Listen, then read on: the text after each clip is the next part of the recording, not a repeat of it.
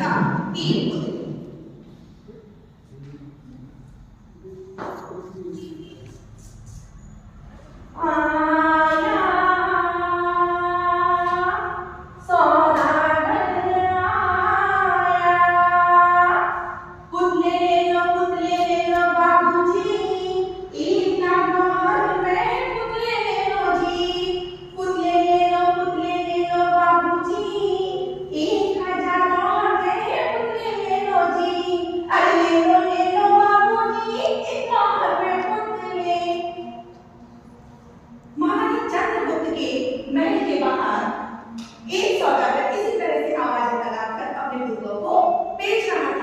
और महल के अंदर महाराजा का दरबार लगा हुआ था और महामंत्री चाणक्य दरबार की कार्यवाही में लगे हुए थे।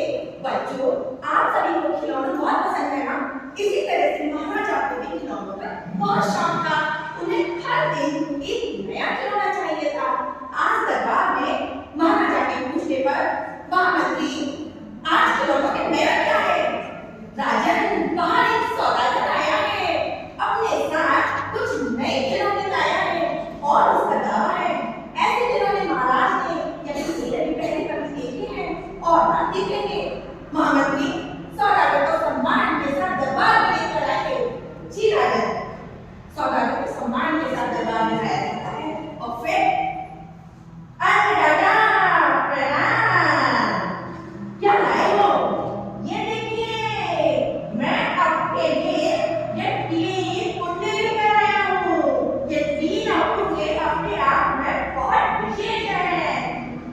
दिखने में भले एक जैसे लगते हैं, वास्तव में ये बहुत निराले हैं। ये पहला पुतला आप देख रहे हैं ना, इसका मूल्य 1 लाख है और ये दूसरा पुतला, इसका मूल्य 1000 है और ये तीसरा पुतला, ये तो बहुत ही निराला है, इसका मूल्य तो सिर्फ 1 लाख है। ऐसा सुन महाराजा चंद्रगुप्त तीनों पुतलों को बड़ी गौर से घुमा फिरा कर हर तरफ से देखते हैं। तीनों पुतले बिल्कुल एक जैसे लग रहे थे, लेकिन मूल्य में इतना बड़ा अंतर क्यों? इस प्रश्न ने तो महाराज को बहुत परेशान कर दिया और फिर आकर महामंत्री से कहते हैं, महामंत्री जी, अब आप ही जांच करके बताइए इन तीनों पुतलों के मूल्य में इतना बड़ा अंतर क्यों है? महामंत्री जी भी तीनों पुतलों बड़ी गौर से देखते हैं और फिर दरबार से 3 दिन के लाने की आज्ञा करते हैं और फिर 3 दिन के आगे पर महामंत्री जी पहले पुतले के कान में तिनका डालते हैं और तिनका पुतले के कहाँ चला गया? उसके पेट में।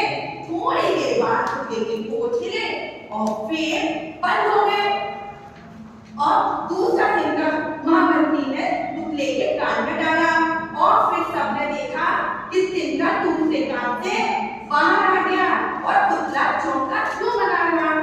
अब सबकी उत्सुकता बढ़ती जा रही थी कि अब क्या होने वाला है। तीसरा तिनका पुतले के कान में डाला और तिनका मुंह से बाहर आ गया और पुतले का मुंह